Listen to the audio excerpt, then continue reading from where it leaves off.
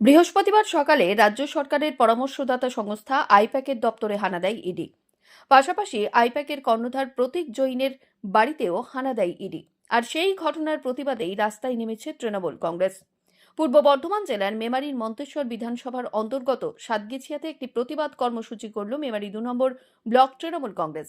এই কর্মসূচিতে প্রথমেই বিধায়কের নেতৃত্বে একটি প্রতিবাদ মিছিল অনুষ্ঠিত হয়। তৃণমূলের পদাধিকারী এবং কর্মীরা সেই মিছিলে সামিল হন। এরপর সাতগেছিয়া চৌমাথায় একটি পথসভা অনুষ্ঠিত হয়, যেখান থেকে বিজেপির বিরুদ্ধে ক্ষোভ উগরে দেন নেতৃত্ববৃন্দ। এদিনের এই কর্মসূচিতে উপস্থিত ছিলেন মন্তেশ্বর বিধানসভার বিধায়ক তথা রাজ্যের গ্রন্থাগার মন্ত্রী সিদ্দিকুল্লাহ চৌধুরী, মেমারি ২ নম্বর পঞ্চায়েত সমিতির সহ সভাপতি গফফর মল্লিক, সাতগেছিয়া গ্রাম পঞ্চায়েতের উপপ্রধান গোলাম মোস্তফা, মুকুল সাহা, রেখা পাত্র, আজিজুর রহমান সহ অন্যান্যরা।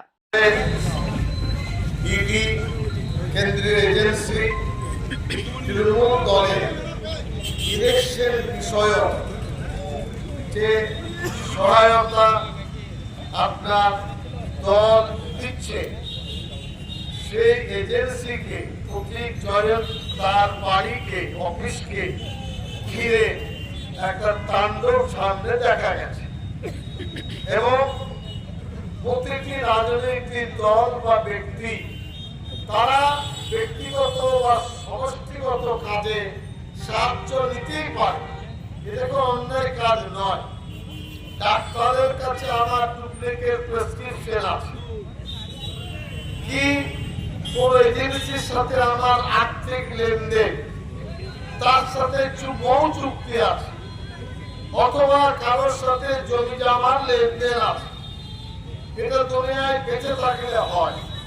সেইভাবে দল প্রতীক জয়নকে যুক্ত করে তার সাথে ইলেকশনের ব্যাপারে একটা অবস্থান তৈরি করেছে। ইডি সিডি কোন এক কারণে তার বাড়ি ঢুকে দলীয় যে সমস্ত সূত্র, যে সমস্ত দলের কর্মকাণ্ড অথবা দলিল দস্তাবেজ জোর করে তারা হাতিয়ে নিতে চেয়েছিল। মুখ্যমন্ত্রী শক্তি দিয়ে যে অপশক্তিকে রুখেছে, বলেছে দলীয় সম্পদ, দলীয় প্রার্থী তালিকা অথবা দলীয় গোপনীয়তা, এতে ইডি সিডির কোনো কাজ কিন্তু নেই। এবং তিনি নির্দেশ দিয়েছেন প্রতিটি ব্লকে এর প্রতিবাদ হবে। সেই প্রতিবাদকে সামনে রেখে সাতগেছিয়াতে আজকে আমরা মিছিল এবং পথসভা দিয়ে প্রতিবাদ করলাম। বিরোধীরা বলছে যে এটা সংবিধান বিরোধী কাজ, মুখ্যমন্ত্রী তদন্তে বাধা দিচ্ছেন। ভবিষ্যৎ বলবে কে সংবিধানের পক্ষে, কে সংবিধানের বিরুদ্ধে। এজেন্সি ব্যবহার করা নিয়ম নীতির মধ্যে পড়ে। আমি কোন ডাক্তার, ধরুন অ্যাপোলো থেকেও ডাক্তার দেখাচ্ছেন, আমিও দেখাই, ওই ডাক্তারের কাছে কম্পিউটার আছে, আমার প্রেসক্রিপশন আপলোড আছে, হার্ড কপি আছে, আমার কি রোগ কি চিকিৎসা আমি জানি আর ডাক্তারবাবু জানে।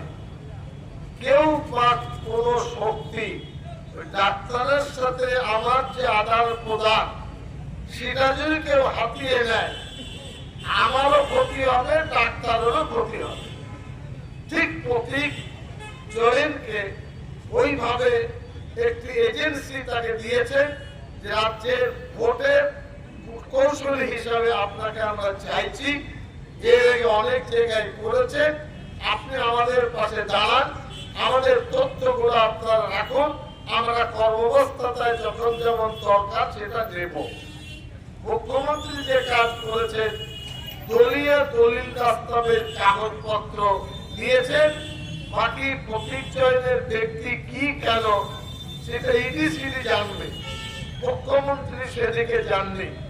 মুখ্যমন্ত্রীর বক্তব্য দলীয় আসবাবপত্র সেখানে আছে, আমি নেত্রী, আমি দলের সভাপতি, মুখ্যমন্ত্রী, আমাদের কাগজপত্র ইডিকে দিয়ে বিজেপি কেন তছনছ করবে, এটা তার আপনার প্রশ্ন।